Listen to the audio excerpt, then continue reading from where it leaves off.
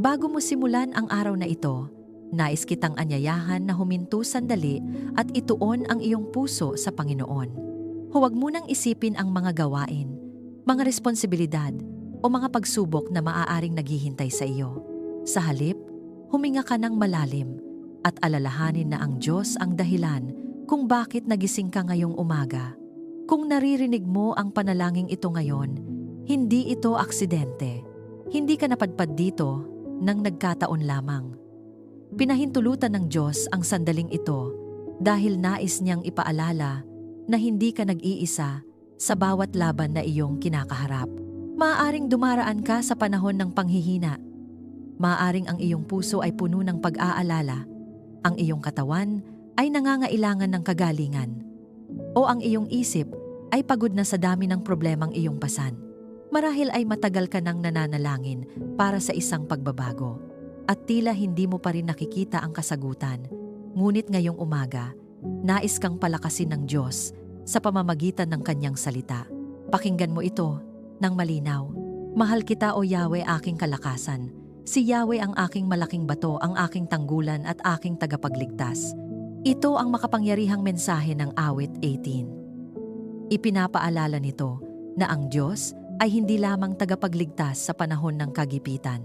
Siya rin ang ating lakas sa oras ng panghihina, ang ating kanlungan sa gitna ng panganib, at ang ating matibay na tanggulan kapag ang buhay ay tila puno ng unos.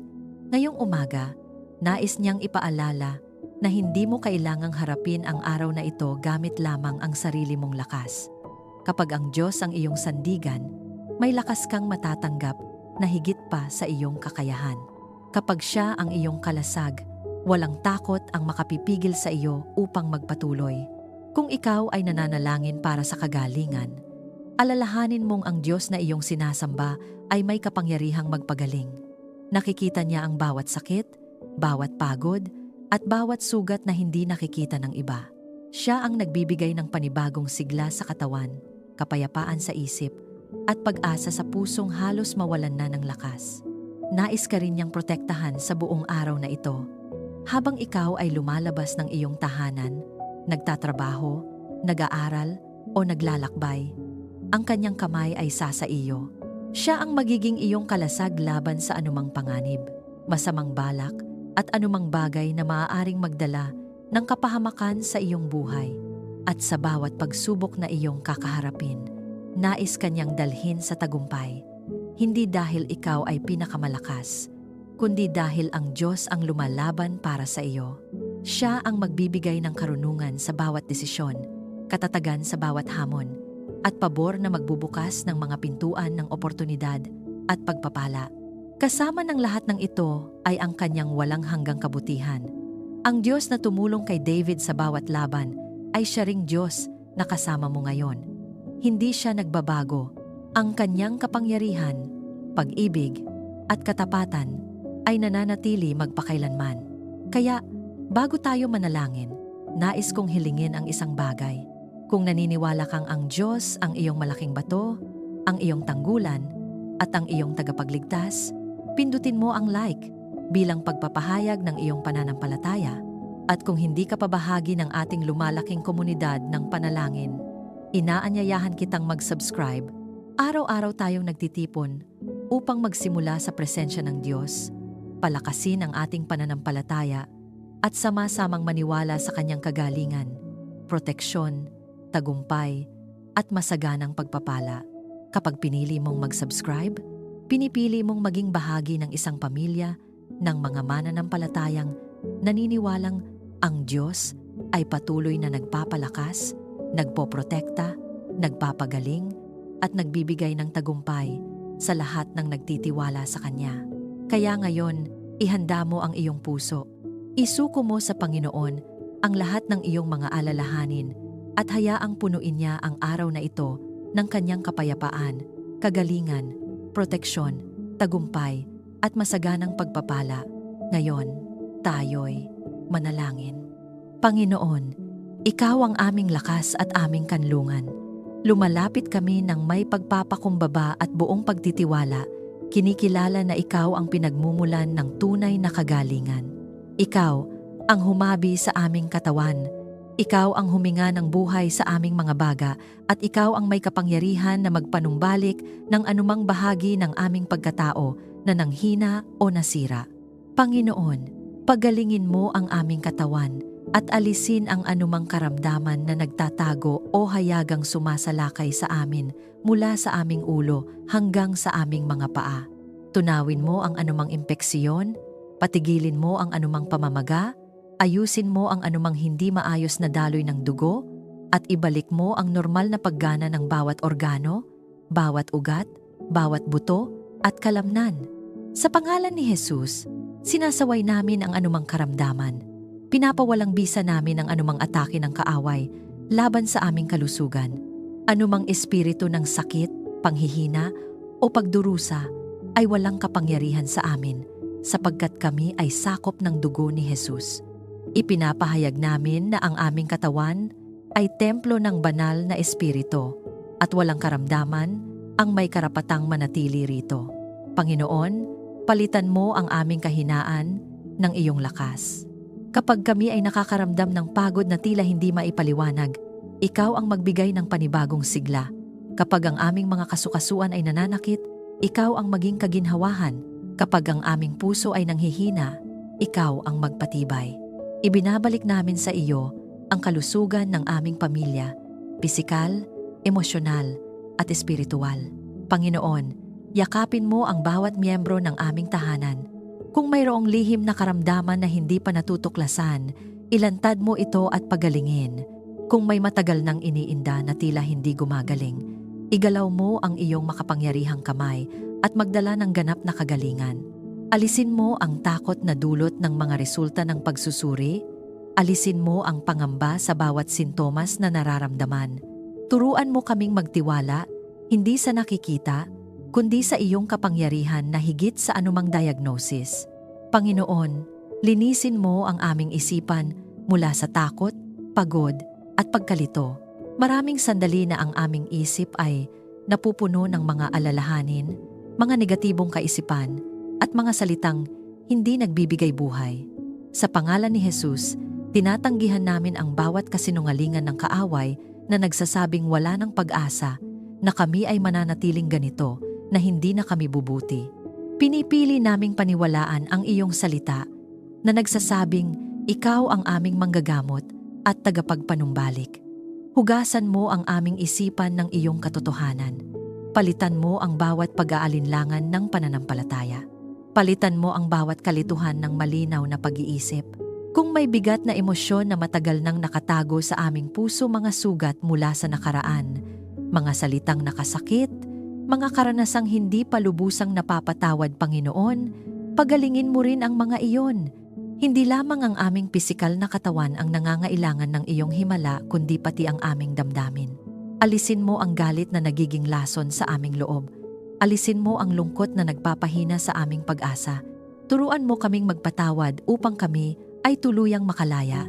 Sa bawat paghinga namin, ipadama mo ang kapayapaang dulot ng iyong presensya. Palakasin mo ang aming espiritu upang manatiling matatag sa pananampalataya. Kapag ang aming paningin ay tila nababalot ng dilim, ikaw ang maging liwanag. Kapag ang aming panalangin ay tila hindi agad nasasagot, bigyan mo kami ng pagtitiis at pagtitiwala. Ayaw naming panghinaan ng loob. Nais naming tumindig ng may tapang. Alam na ang aming Diyos ay hindi natutulog at hindi nagpapabaya. Buhayin mo ang apoy ng aming pananampalataya. Huwag mong hayaang maging malamig ang aming puso. Ipaalala mo sa amin ang iyong mga pangako na hindi nagbabago. Dalhin mo ang kagalingan sa aming tahanan at alisin ang anumang bigat o panghihina na nakasabit sa aming kapaligiran. Kung may espiritual na pag-atake na nagdudulot ng sunod-sunod na sakit o problema, sa pangalan ni Jesus ay winawasak namin ang anumang gawa ng kadiliman. Pinapalayas namin ang bawat masamang impluwensya. Punuin mo ang aming tahanan ng iyong banal na presensya. Hayaan mong ang bawat sulok ng aming bahay ay mapuno ng liwanag, pag-asa, at lakas. Ipadala mo ang iyong mga anghel upang magbantay at maglingkod ayon sa iyong kalooban. Maging sariwa ang aming lakas, gaya ng iyong pangako sa mga tumatawag sa iyo. Kapag kami ay napapagod sa mga responsibilidad, sa trabaho, sa pag-aalaga sa pamilya, ikaw ang magpanibago ng aming sigla. Tulungan mo kaming pangalagaan ang aming katawan. Turuan mo kaming pumili ng tama, kumain ng wasto, at magpahinga kapag kinakailangan. Bigyan mo kami ng disiplina at karunungan upang ingatan ang kalusugan na ipinagkaloob mo sa amin. Ipinapahayag namin na kami ay nililikha mong muli araw-araw. Ang anumang nasira ay inaayos mo. Ang anumang nawala ay ibinabalik mo. Ang anumang mahina ay pinatitibay mo. Hindi kami mananatili sa sakit. Kami ay lalakad sa kagalingan. Hindi kami mananatili sa takot. Kami ay lalakad sa pananampalataya. Hindi kami mananatili sa panghihina. Kami ay tatayo sa iyong lakas. Ang aming pamilya ay magiging patotoo ng iyong kapangyarihang magpagaling. Ang aming mga labi ay magpupuri sa iyo dahil sa mga himalang ginagawa mo sa aming katawan, isip at espiritu. Kung tinatanggap mo ang kagalingan ng Panginoon sa iyong katawan, isip at espiritu habang ikaw ay nananalangin, i-type sa mga komento. Tinatanggap ko ang kagalingan sa aking buhay. Hayaan itong maging iyong personal na pagpapahayag ng pananampalataya at pagtitiwala sa kapangyarihan ng Diyos na kumikilos sa iyo. Panginoon, ikaw ang aming kanlungan at matibay na tore. Inilalagay namin ang aming sarili, ang aming pamilya, at ang lahat ng aming minamahal sa ilalim ng iyong banal at makapangyarihang proteksyon. Ikaw ang aming tagapagtanggol, ikaw ang aming bantay, at walang anumang puwersa ang makakalusot sa hangganang inilagay mo sa paligid namin. Sa iyong presensya, kami ay ligtas. Sa iyong pangalan, kami ay matatag. Ingatan mo ang aming pamilya laban sa anumang kapahamakan at masamang balak. Kung may mga plano ang kaaway na hindi namin nakikita, winawasak mo ang mga iyon bago pa man ito magbunga. Kung may mga salitang binibigkas laban sa amin na puno ng galit, inggit o sumpa, pinapawalang bisa namin ang kapangyarihan ng mga iyon sa pangalan ni Jesus. Walang anumang salita, gawa, o lihim na plano ang mananaig laban sa mga inilagay mo sa ilalim ng iyong pangangalaga. Ipinapahayag namin na ang aming pamilya ay tinatakan ng iyong katotohanan at tinakpan ng iyong kapayapaan. Palibutan mo ang aming tahanan ng iyong banal na presensya. Hayaan mong ang bawat pintuan ay bantayan mo, ang bawat bintana ay tabingan mo ng iyong liwanag, at ang bawat sulok ay mapuno ng iyong kabanalan. Kung may anumang espiritual na bigat o hindi nakikitang banta na sumusubok pumasok sa aming tahanan, sa pangalan ni Jesus ay hindi ito pahihintulutan. Ang aming bahay ay hindi bukas sa kadiliman. Ito ay itinalaga para sa iyong kaluwalhatian. Dito maghahari ang iyong kapayapaan, hindi ang takot. Dito mananatili ang iyong liwanag, hindi ang pangamba. Ilayo mo kami sa aksidente, sakit, at kapahamakan ng kaaway. Sa aming paglabas at pagpasok, kapag kami ay naglalakad, ikaw ang aming gabay. Kapag kami ay naglalakbay, ikaw ang aming bantay. Iligtas mo kami sa mga bagay na hindi namin inaasahan, sa mga biglaang panganib, sa mga pagkakamaling maaaring magdulot ng pinsala, at sa mga sitwasyong maaaring magbunga ng kapahamakan. Kahit hindi namin alam ang lahat ng maaaring mangyari, ikaw ang nakakaalam, at sapat iyon para sa aming kapayapaan. Maging kalasag ka sa aming mga desisyon at lakad. Kapag kami ay pumipili, bantayan mo ang aming isip. Kapag kami ay nagsasalita, bantayan mo ang aming mga labi. Kapag kami ay kumikilos, bantayan mo ang aming mga hakbang. Huwag mong hayaang madala kami sa padalos-dalos na pasya na magbubukas ng pinto sa problema. Turuan mo kaming makinig sa iyong tinig at sundin ang iyong babala. Mas nais naming maging mabagal ngunit ligtas kaysa mabilis ngunit mapanganib. Ang aming tiwala ay hindi sa aming sariling talino kundi sa iyong patnubay. Panginoon, itinataas namin ang isang matibay na pader ng proteksyon sa aming paligid sa pamamagitan ng iyong kapangyarihan. Anumang anyo ng pag-atake pisikal, emosyonal, mental o espiritual ay hindi makakapasok. Sa pangalan ni Jesus, sinasansala namin ang bawat espiritu ng takot, bawat espiritu ng kaguluhan, at bawat espiritu ng panlilinlang. wala silang karapatan sa aming buhay. Kami ay kabilang sa iyo, at ang iyong pagmamayari ay hindi basta-basta inaangkin ng kaaway. Ipinapahayag namin na walang sandatang mabubuo laban sa amin ang magtatagumpay. Ang bawat bitag ay aming iiwasan. Ang bawat patibong ay aming malalampasan. Ang bawat paratang ay mabubunyag at mawawalan ng bisa. Ikaw ang aming tagapamagitan at tagapagtanggol. Kapag may bumabangon laban sa amin, ikaw ang humaharap para sa amin. Kapag may humahatol, ikaw ang aming hukom na makatarungan. Panginoon, balutin mo rin ang aming isipan ng iyong proteksyon. Ilayo mo kami sa mga kaisipang nagpapahina ng loob, sa mga ideyang nagtutulak sa maling direksyon, at sa mga impluwensyang dahan-dahang sumisira sa aming pananampalataya. Bantayan mo ang aming puso upang hindi ito mapasukan ng kapaitan. Bantayan mo ang aming damdamin upang hindi ito manipulahin ng takot. Bantayan mo ang aming alaala upang hindi kami bihagin ng mga sugat ng nakaraan. Ikaw ang aming kapayapaan at ikaw ang aming katiyakan. Ipinapanalangin namin ang proteksyon sa aming mga anak, sa aming mga magulang, at sa bawat miyembro ng aming pamilya. Kahit nasaan man sila, abutin mo sila ng iyong kamay. Kung sila man ay nasa lugar na hindi namin nakikita o hindi namin kayang puntahan, ikaw ang sumama sa kanila. Ilayo mo sila sa maling impluwensya. Ilayo mo sila sa mga taong may masamang layunin. Ilayo mo sila sa mga desisyong magdadala ng pagsisisi. Itanim mo sa kanilang puso ang pagkatakot sa iyo na nagiging simula ng karunungan at kaligtasan. Panginoon, salamat sapagkat ang iyong proteksyon ay hindi pansamantala. Ito ay patuloy, tapat at sapat. Hindi kami nabubuhay sa ilalim ng takot, kundi sa ilalim ng iyong pangako. Hindi kami natutulog ng may pangamba, kundi nagpapahinga ng may katiyakan. Ang aming buhay ay nasa iyong kamay at walang mas ligtas pa roon. Patuloy mo kaming turuan na magtiwala kahit hindi namin nakikita ang buong larawan dahil alam naming ikaw ang Diyos na nagbabantay ng walang humpay.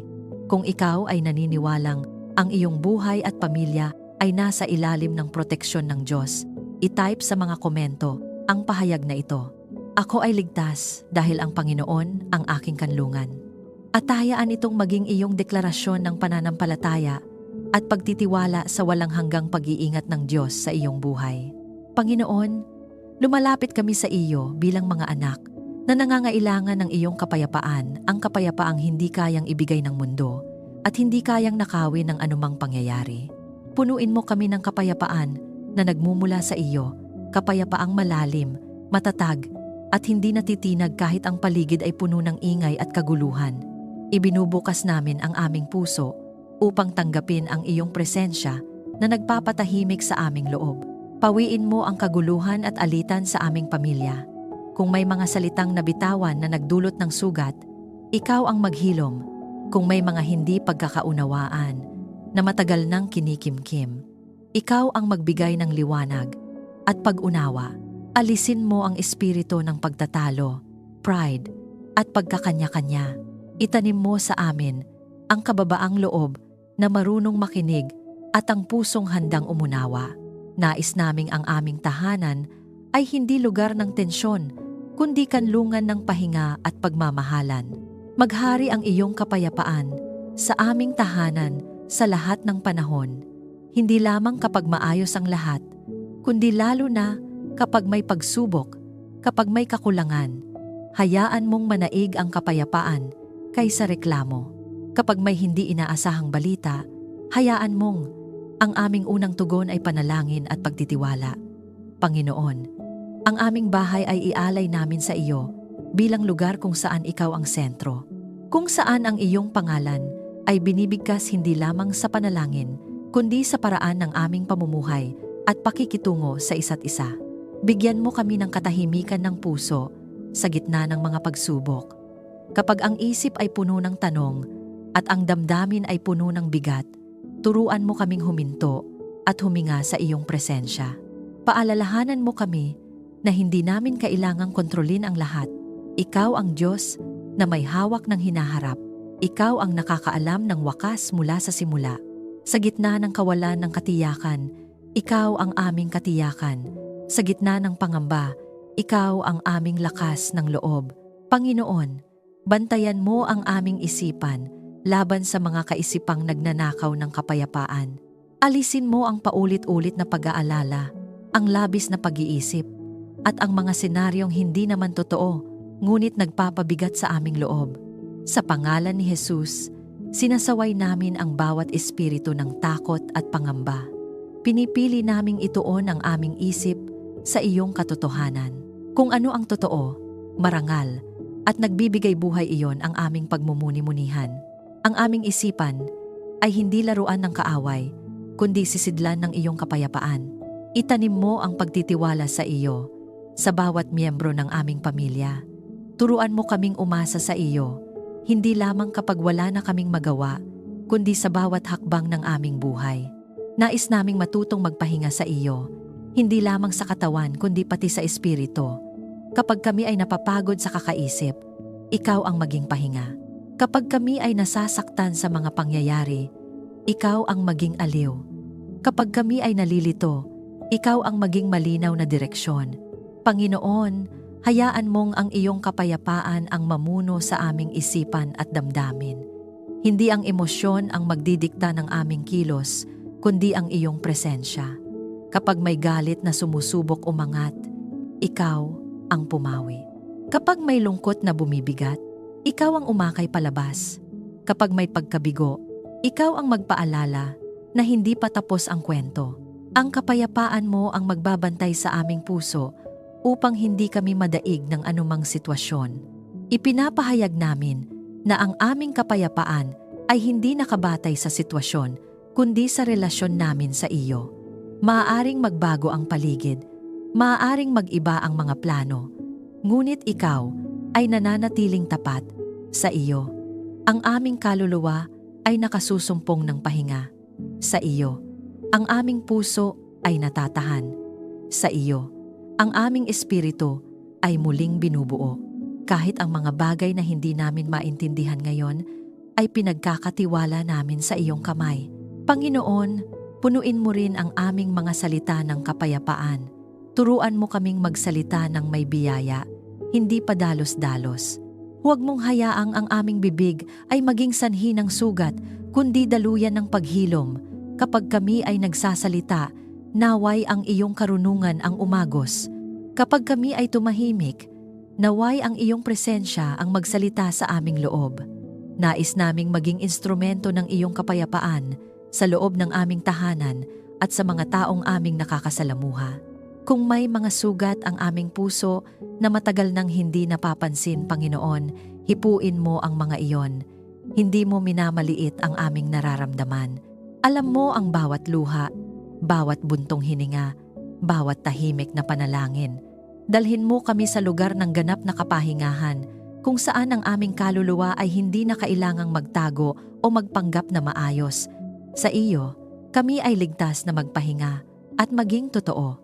Ipinapahayag namin na ang aming tahanan ay tahanan ng kapayapaan. Ang aming pamilya ay lalakad sa pagkakasundo. Ang aming isipan ay babantayan ng iyong liwanag. Ang aming damdamin ay sasaklawin ng iyong pag-ibig. Ang kapayapaan mo ang magiging tanda ng aming pamumuhay. Isang kapayapaang tahimik, ngunit makapangyarihan, banayad, ngunit matatag, at patuloy na dumadaloy mula sa iyo. Kung ikaw ay nagnanais na ang kapayapaan ng Diyos ay manaig sa iyong puso at tahanan, i-type sa mga komento ang pahayag na ito. Ang aking puso ay nagpapahinga sa Diyos. Hayaan itong maging iyong personal na deklarasyon ng pananampalataya habang tinatanggap mo ang kapayapaang nagmumula sa presensya ng Diyos. Panginoon, ang iyong mga daan ay ganap at ang iyong kaisipan ay higit na mataas kaysa sa amin. Lumalapit kami sa iyo na may pusong handang turuan at isipang handang magpasakop, sapagkat kinikilala namin na ang tunay na karunungan ay nagmumula lamang sa iyo. Turuan mo kaming maglakad sa karunungan, hindi sa sariling talino kundi sa liwanag ng iyong salita. Ayaw naming mamuhay na padalos-dalos o ginagabayan ng emosyon lamang. Nais naming ang bawat hakbang, bawat pasya at bawat direksyon ay nakaugat sa iyong katotohanan. Bigyan mo kami ng tamang pag-unawa sa bawat desisyong aming haharapin. Maraming pagkakataon na kami ay nasa sangandaan. May maraming pagpipilian ngunit hindi malinaw kung alin ang tama. Sa mga sandaling iyon, Panginoon, pakinggan mo ang aming panalangin. Tahimik mong kausapin ang aming puso. Ilayo mo kami sa mga desisyong magdadala ng panandaliang ginhawa, ngunit pang matagalang pinsala. Turuan mo kaming pumili hindi lamang ng mabuti, kundi ng pinakamainam ayon sa iyong kalooban. Pagpalain mo ang aming pamilya ng karunungang mula sa iyo. Naway ang aming tahanan ay maging lugar ng matalinong pag-uusap, hindi tsismis o paninira. Bigyan mo ang bawat miyembro ng kakayahang makinig bago magsalita at umunawa bago humusga. Kung may mga desisyong kailangang pag-usapan bilang pamilya, ikaw ang maging sentro ng aming pagninilay. Huwag mong hayaang manaig ang pride o sariling interes. Nais naming ang aming mga pasya ay magdala ng kapayapaan at kaayusan, hindi kaguluhan. Gabayan mo kami na pumili ng tama at makalugod sa iyo. Kapag ang tukso ay dumarating na tila maganda sa panlabas, ngunit may dalang pagkasira, bigyan mo kami ng malinaw na mata upang makita ang katotohanan. Kapag ang maling landas ay tila mas madali, palakasin mo ang aming loob upang piliin ang tama kahit ito ay mahirap. Panginoon, ang aming hangarin ay hindi lamang magtagumpay sa mata ng mundo, kundi maging tapat sa iyo sa lihim at hayagan. Ilayo mo kami sa maling payo at panlilinlang. Maraming tinig ang nais magdikta ng direksyon ng aming buhay. Mga opinyon, uso, at ideyang hindi nakaugat sa iyong katotohanan.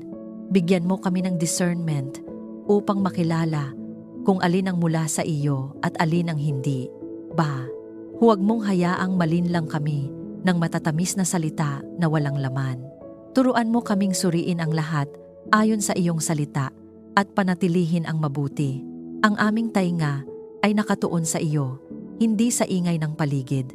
Ang iyong salita ang maging ilaw sa aming pag-iisip at pamumuhay. Sa bawat pagbabasa at pagninilay, hayaan mong ito ay maging buhay at aktibo sa amin. Kapag kami ay nalilito, ang iyong salita ang magbigay linaw. Kapag kami ay nanghihina, ang iyong salita ang magpalakas. Kapag kami ay nagkakamali, ang iyong salita ang magtuwid. Nais naming ang aming isip ay hubugin ng iyong katotohanan at hindi ng takot o kasinungalingan. Panginoon, palayain mo ang aming isipan mula sa katigasan at saradong pag-iisip. Turuan mo kaming maging mapagpakumbaba, handang matuto at handang ituwid. Kung may mga paniniwala kaming hindi na ayon sa iyo, ilantad mo at baguhin. Kung may mga nakasanayan kaming paraan ng pag-iisip na humahadlang sa iyong gawain, palitan mo ng bago at buhay na pananaw. Nais naming lumago sa karunungan habang kami ay lumalalim sa aming relasyon sa iyo. Bigyan mo rin kami ng karunungan sa pakikitungo sa kapwa. Turuan mo kaming magsalita sa tamang oras at manahimik kung kinakailangan. Ilayo mo kami sa mga salitang makasisira ng loob. Gamitin mo ang aming bibig upang magbigay ng payo na may kabaitan at katotohanan. Nais naming maging daluyan ng iyong karunungan sa aming pamilya, sa aming trabaho, at sa aming komunidad. Hayaan mong ang aming buhay ay magsilbing patunay na ang pamumuhay na ginagabayan ng Diyos ay puno ng liwanag at kaayusan. Panginoon, kapag ang aming kaalaman ay tila kulang, ipaalala mo sa amin na sapat ang iyong karunungan. Hindi namin kailangang malaman ang lahat upang sumunod sa iyo. Kailangan lamang naming magtiwala at maglakad ayon sa liwanag na iyong ibinibigay sa bawat hakbang. Sa bawat desisyong ginagawa namin, itinataya namin ito sa iyo. Hindi kami umaasa sa tsansa, kundi sa iyong patnubay na tapat at totoo. Ipinapahayag namin na ang aming pamilya ay lalakad sa karunungan. Ang aming mga pasya ay magbubunga ng kabutihan. Ang aming mga hakbang ay magiging maayos at ligtas. Ang aming isip ay magiging malinaw at matatag. Hindi kami maglalakad sa dilim, sapagkat Ikaw ang aming ilaw. Hindi kami maliligaw, sapagkat ikaw ang aming gabay. Ang karunungang mula sa iyo, ang magtatayo ng aming buhay sa matibay na pundasyon. Kung ikaw ay humihiling ng karunungang mula sa Diyos sa bawat desisyon ng iyong buhay, i-type sa mga komento ang pahayag na ito. Tinatanggap ko ang karunungan galing Diyos.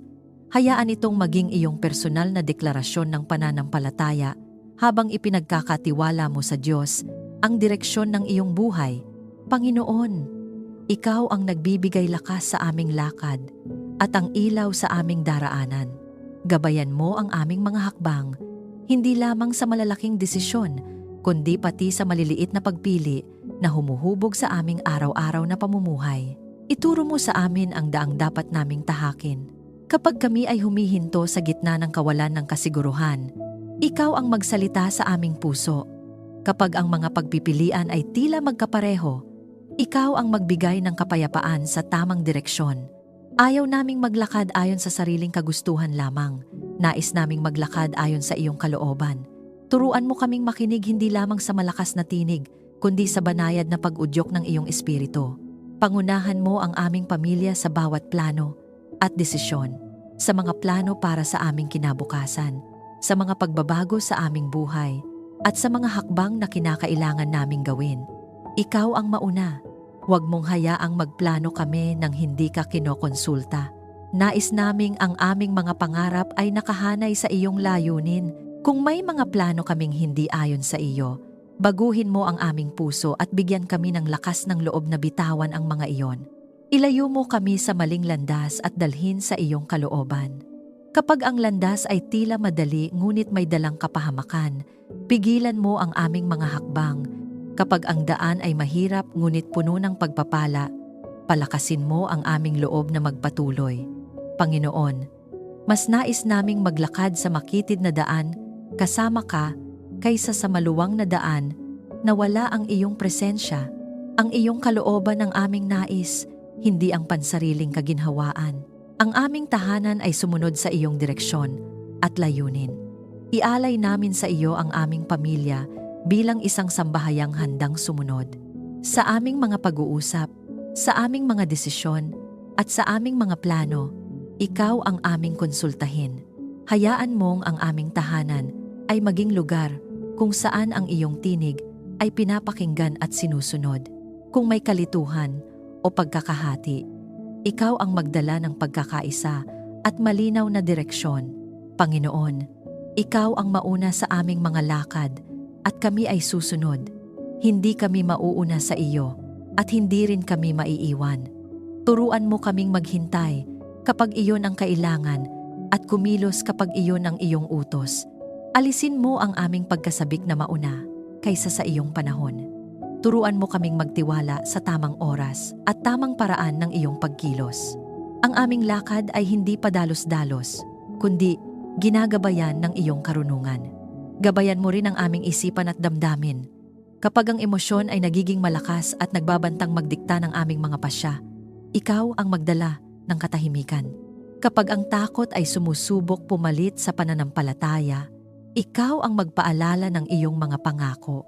Ayaw naming magdesisyon mula sa sugat o galit. Nais naming magdesisyon mula sa kapayapaan at katotohanan. Ikaw ang magtuwid sa aming pag-iisip at mag-ayos ng aming pananaw. Panginoon, gabayan mo kami sa aming mga relasyon. Ituro mo sa amin kung paano magmahal ng may karunungan at magtiwala ng may discernment. Ilayo mo kami sa mga ugnayang maghihila palayo sa iyo. Dalhin mo kami sa mga taong magpapatibay ng aming pananampalataya at magpapalakas ng aming loob. Kung may mga relasyon na kailangan ng bitawan, bigyan mo kami ng tapang at kapayapaan. Kung may mga relasyon na kailangang ayusin, ikaw ang magbigay ng tamang hakbang at tamang salita. Gabayan mo rin kami sa aming gawain at bokasyon. Sa bawat tungkuling ipinagkakatiwala mo sa amin, ipaalala mo ang aming layunin. Hindi lamang kami nagtatrabaho para mabuhay, kundi para maglingkod at magbigay luwalhati sa iyo. Ituro mo sa amin kung saan ka namin nais maglingkod, kung paano namin gagamitin ang aming kakayahan, at kung paano kami magiging tapat sa maliliit at malalaking bagay. Nais naming ang aming gawain ay maging bahagi ng iyong mas malaking plano. Panginoon, kapag ang landas ay tila madilim at wala kaming makita sa susunod na hakbang, ipaalala mo sa amin na sapat ang iyong presensya. Hindi namin kailangang makita ang buong daan. Kailangan lamang naming magtiwala sa iyo na naglalakad kasama namin. Sa bawat hakbang ng pananampalataya, ikaw ang magbibigay ng liwanag na sapat para sa sandaling iyon. Hindi kami manghihina, sapagkat ikaw ang aming gabay na tapat at hindi nagkukulang. Ipinapahayag namin na ang aming buhay ay ginagabayan ng Diyos. Ang aming mga hakbang ay inayos mo. Ang aming mga pasya ay pinangungunahan mo. Ang aming kinabukasan ay ligtas sa iyong kamay. Hindi kami maliligaw sapagkat ikaw ang aming pastol. Hindi kami matatakot sapagkat ikaw ang kasama namin. Ang aming pagsunod ay bunga ng aming pagtitiwala sa iyong kabutihan at katapatan. Kung ikaw ay handang magpasakop sa gabay ng Diyos sa iyong buhay, i-type sa mga komento ang pahayag na ito. Ako ay sumusunod sa direksyon ng Diyos. Hayaan itong maging iyong personal na deklarasyon ng pananampalataya habang iniaalay mo sa Diyos ang iyong mga plano at lakad. Panginoon, lumalapit kami sa iyo na may pusong puno ng pag-asa at pananampalataya. Kinikilala na ikaw ang pinagmumulan ng lahat ng pagpapala. Hindi kami umaasa sa aming sariling lakas o kakayahan. Umaasa kami sa iyong kabutihan at katapatan. Ilabas mo kami sa anumang kakulangan pinansyal man, emosyonal o espiritual at akayin mo kami sa kasaganahang nagmumula sa iyo. Ibuhos mo ang iyong pagpapala sa aming buhay at gawain. Kung saan may pagsusumikap na tila hindi nagbubunga, hipuin mo iyon ng iyong pabor. Kung saan may mga pintuang tila sarado, ikaw ang magbukas sa tamang panahon. Panginoon, basbasan mo ang aming mga pagsisikap upang ang aming ginagawa ay hindi masayang, kundi maging makabuluhan at mabunga.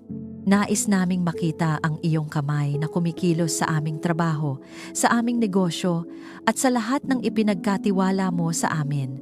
Pagpalain mo ang aming pamilya ng sapat at higit pa. Hindi lamang sapat para mabuhay, kundi sapat upang magbahagi. Ilayo mo kami sa diwa ng kakapusan at itanim mo sa amin ang diwa ng pagtitiwala. Kapag kami ay humaharap sa gastusing tila lampas sa aming kakayahan, ipaalala mo sa amin na ikaw ang aming tagapagkaloob. Ikaw ang nagbubukas ng mga daluyan ng pagpapala sa paraang hindi namin inaasahan. Ang aming pamilya ay hindi mamumuhay sa pangamba, kundi sa pananampalataya. Ang aming tahanan ay maging daluyan ng pagpapala sa iba.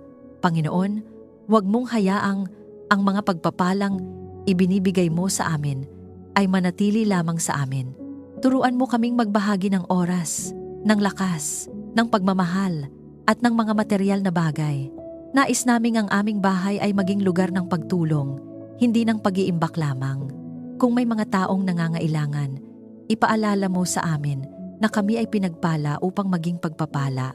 Pagpalain mo ang gawa ng aming mga kamay. Sa bawat bagay na aming ginagawa, maliit man o malaki, ikaw ang magbigay ng husay at katapatan.